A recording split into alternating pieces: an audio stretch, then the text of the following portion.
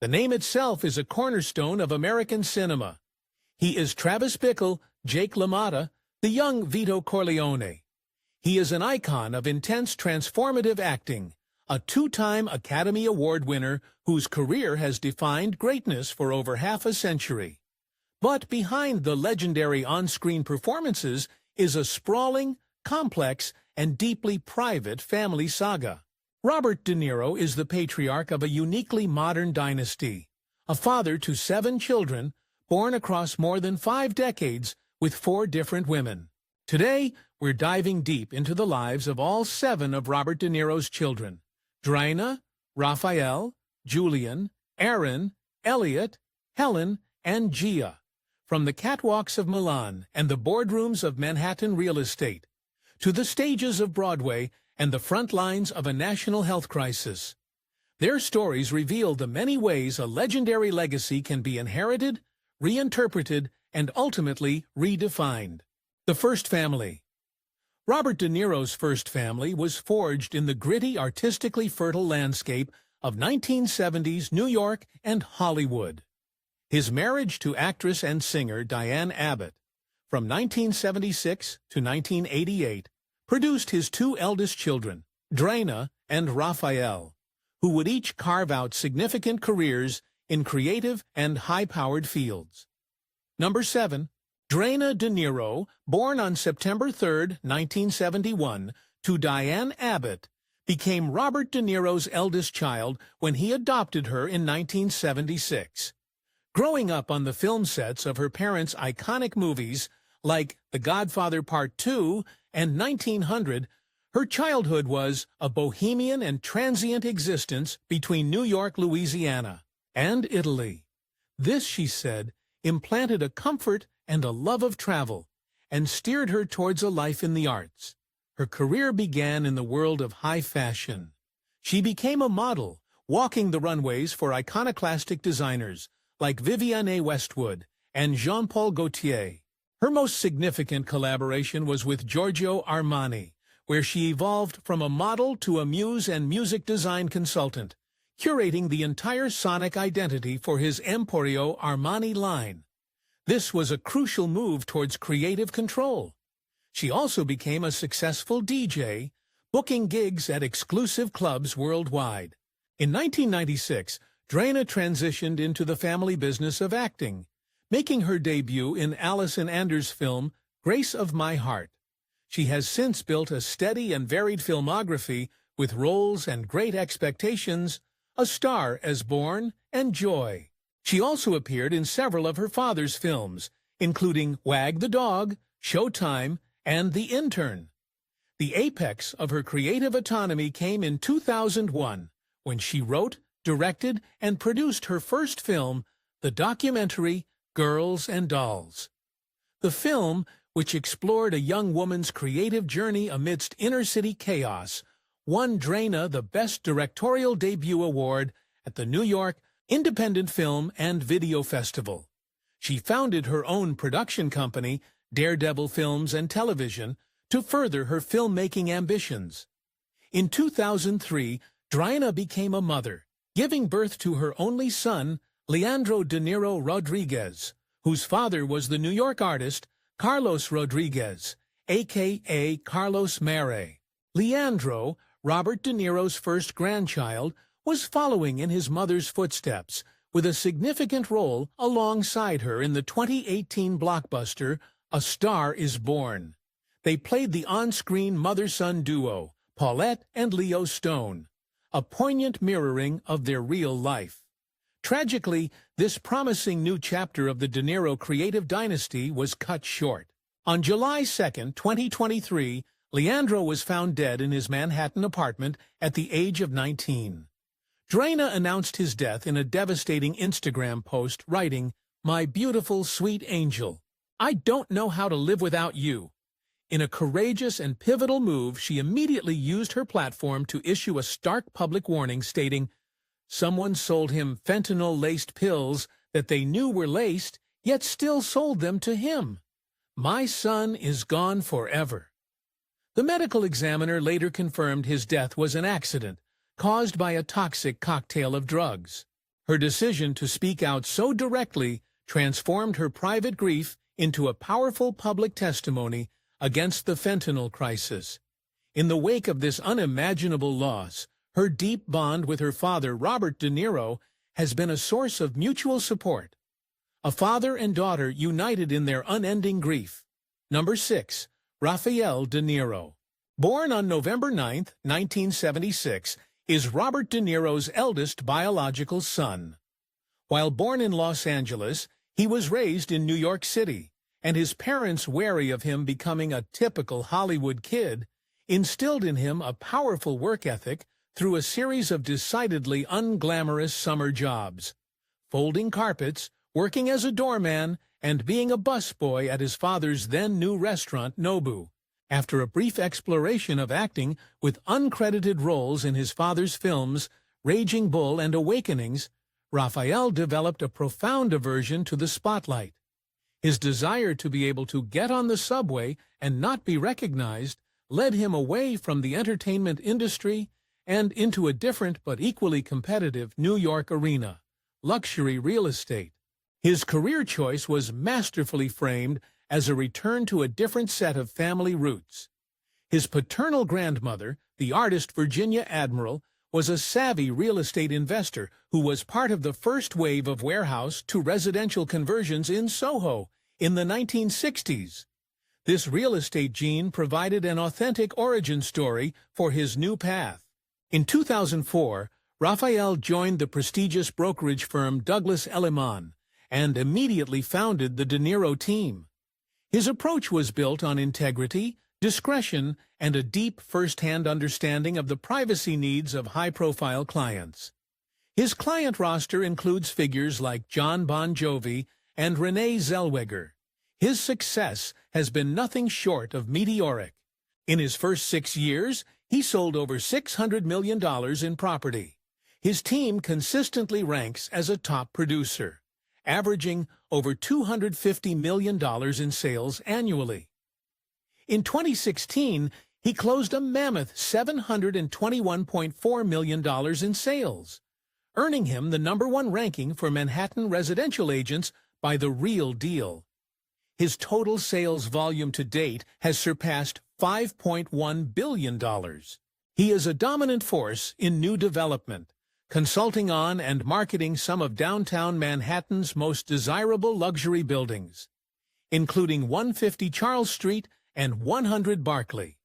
He has also handled the listings for architecturally significant penthouses and classic townhouses. Raphael's career also features significant business partnerships with his father, marking a sophisticated evolution of the family enterprise. He is a partner in the acclaimed 5-star Greenwich Hotel in Tribeca, where he was hands-on in every aspect of its design and construction. He is also a key partner and investor alongside his father and producer Jane Rosenthal in Wildflower Studios, a state-of-the-art billion-dollar vertical film studio in Astoria, Queens. Having rejected a career in front of the camera, he is now a principal owner of the very infrastructure where modern films are made. Married twice, first to Claudine de Matos, with whom he has 3 children, and now to fashion stylist Hannah Carnes, Raphael De Niro has taken the foundation of his family name and built his own towering empire in brick and mortar. Made Julian and Aaron De Niro 2 paths to selfhood. From 1988 to 1996, Robert De Niro was in a long-term relationship with model and actress Toukie Smith, a trailblazing figure in the fashion world and the sister of revolutionary designer Willie Smith.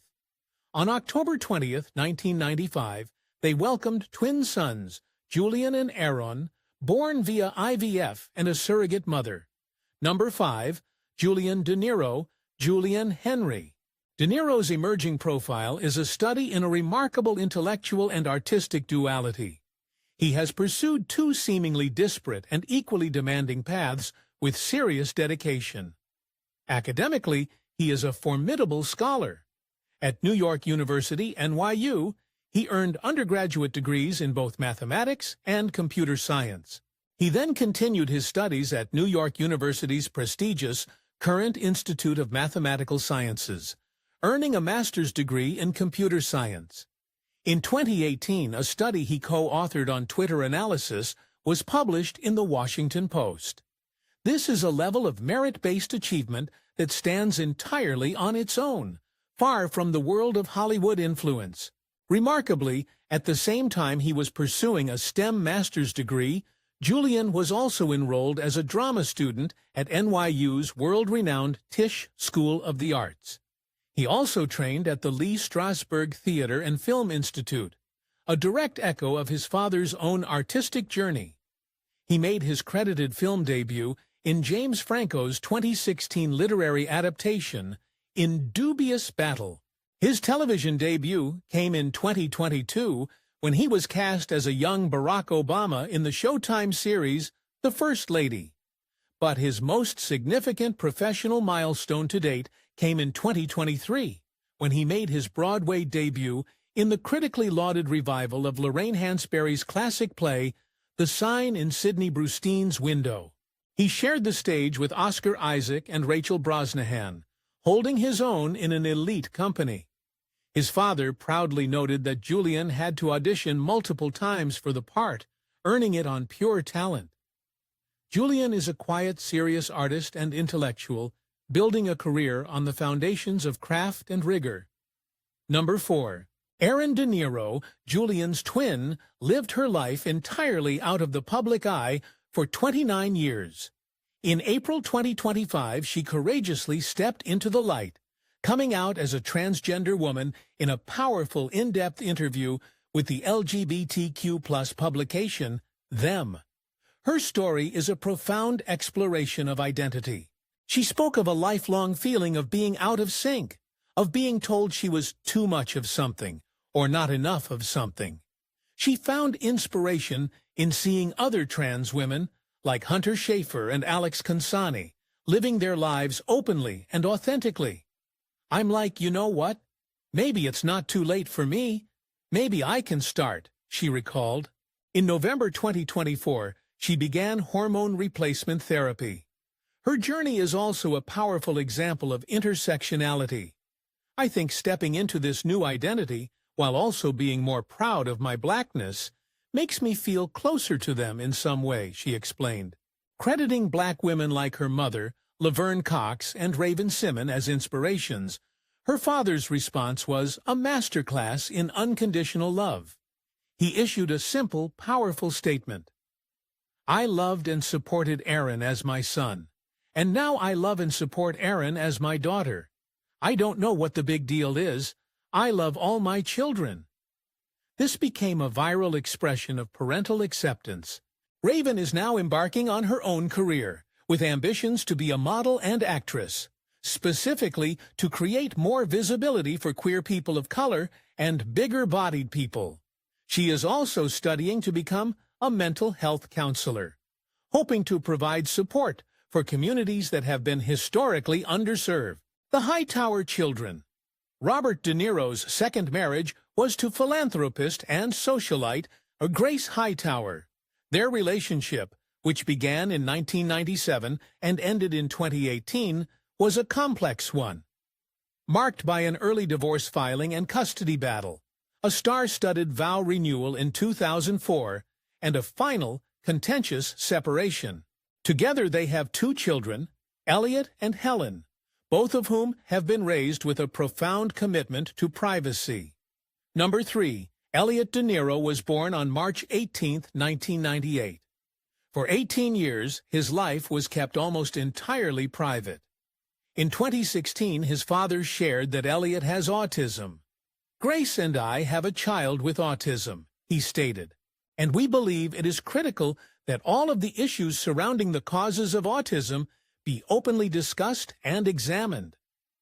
This revelation came amidst a controversy over the Tribeca Film Festival's initial decision to screen the anti-vaccination documentary, Vaxxed, a film De Niro initially defended before pulling it from the schedule under immense pressure. Years later, De Niro's advocacy shifted to a more personal and inspiring story. In 2018, Elliot was featured in an ESPN series celebrating the 50th anniversary of the Special Olympics. The short film movingly detailed how the sport of tennis had transformed Elliot's life, helping him grow mentally, emotionally, physically, and socially.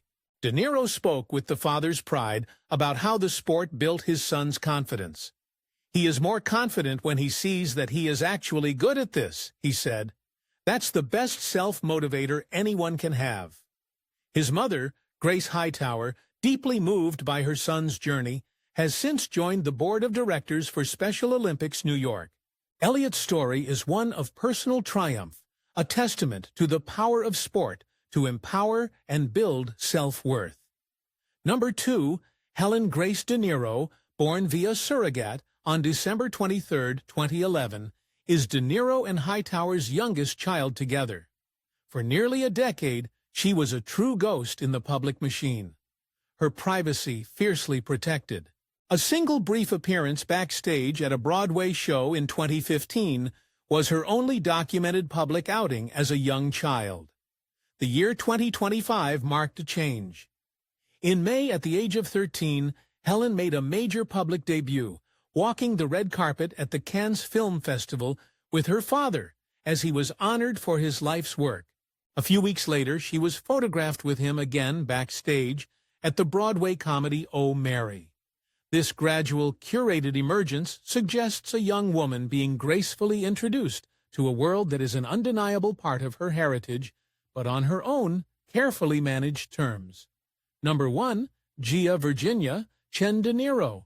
In May 2023, the world was stunned when Robert De Niro, then 79, casually corrected a reporter stating he had 7 actually children. "I just had a baby." This unannouncement set off a global news cycle. Gia Virginia Chen De Niro was born on April 6, 2023. Her mother is De Niro's current partner, Tiffany Chen, a world-class martial arts instructor whom he met on the set of the 2015 film The Intern. The baby, De Niro confirmed, was planned and deeply wanted by both of them. Her middle name, Virginia, is a tribute to De Niro's mother.